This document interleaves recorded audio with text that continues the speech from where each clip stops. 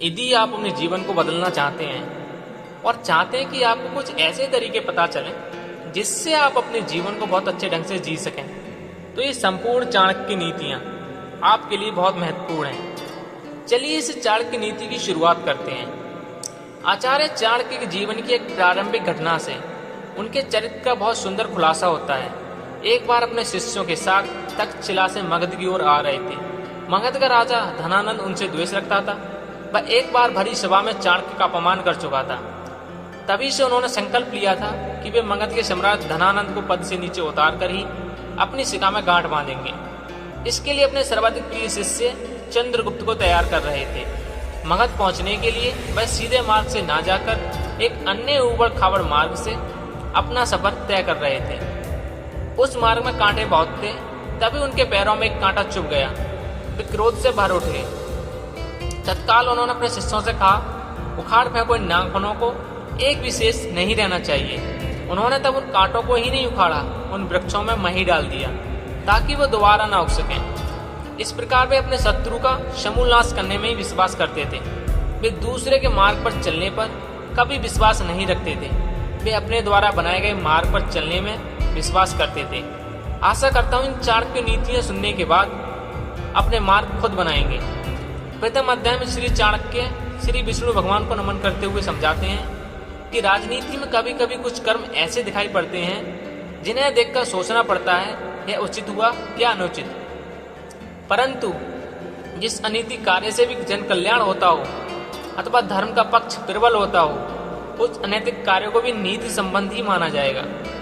उदाहरण के तौर पर महाभारत के युद्ध में युधिष्ठिर द्वारा अश्वत्थामा की मृत्यु का उद्घोष करना यद्यपि नीति विरुद्ध था, परंतु नीति कुशल योगीराज श्री कृष्ण ने उसे कुशल माना था, क्योंकि वे गुरु द्रोणाचार्य के विकट संहार से अपनी सेना को बचाना चाहते थे। आगे चाणक्य समझाते हैं कि मूर्ख छात्रों को पढ़ाने से, दुष्ट स्त्री के पालन पोषण से और दुखियों के साथ संबंध रखने से बुद्धिमान व्यक्ति भी दुखी होता है। इसका मतलब यह नहीं है कि मूर्ख शिष्यों को कभी उचित उपदेश नहीं देना चाहिए। समझाने का तात्पर्य यह है कि पतित आचरण वाली स्त्री की संगति करना तथा दुखी मनुष्यों के साथ समागम करने से विद्यमान भले व्यक्ति को दुखी उठाना पड़ता है। वास्तव में शिक्षा उसी इंसान को दी जानी चाहिए जो उसके पात्र हो। जो व्यक्ति बताई गई बातों को ना समझे, उसे परामर्श देने से कोई लाभ नहीं। मूर्ख व्यक्ति को शिक्षा देकर अपना समय ही नष्ट किया जाता है। यदि बात दुखी व्यक्ति के साथ संबंध रखने की है तो दुखी व्यक्ति हर पल अपना ही रोना रोता रहता है। इससे विद्यमान व्यक्ति की साधना और एकाग्रता भंग हो जाती है।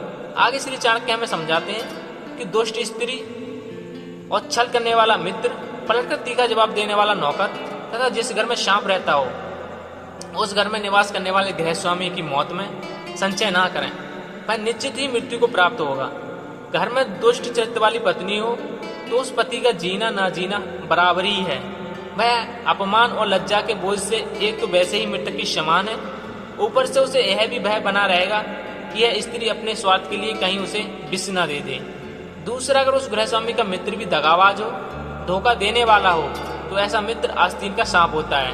वह कभी भी अपने स्वार्थ के लिए उस गृहस्वामी को ऐसी स्थिति में डाल सकता है जिससे उबरना सामर्थ्य से बाहर की बात हो। तीसरा, घर में अगर नौकर बदजुबान हो, बात बात में झगड़ा करने वाला हो, पलटकर तीखा जवाब देने वाला हो, तो समझ लेना चाहिए कि ऐसा नौकर निश्चित रूप से घर के भेद जानता है, और जो घर के भेद जान लेता है वह उसी तरह घर का विनाश कर सकता है जिस प्रकार विभीषण ने घर में भेद करके रावण का विनाश करा दिया था।